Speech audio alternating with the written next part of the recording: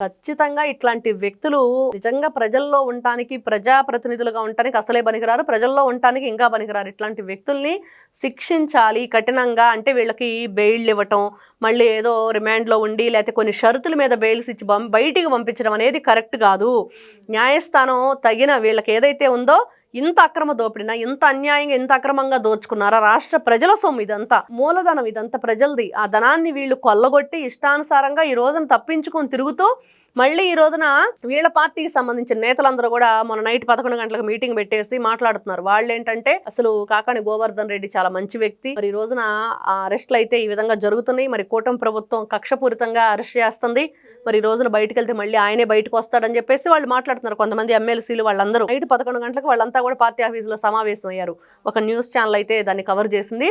మరి ఇట్లాంటి వ్యక్తులు ఇంకా ఏమాత్రం సిగ్గు లేకుండా, మేము తప్పు చేశామనే ఇది కూడా లేకుండా ఈ విధంగా బయటకు వచ్చి మళ్ళీ మేము జైలుకి వెళ్ళినా కూడా బయటకు వస్తామని మాట్లాడుతున్నారంటే జగన్మోహన్ రెడ్డి అండదండలతోనే.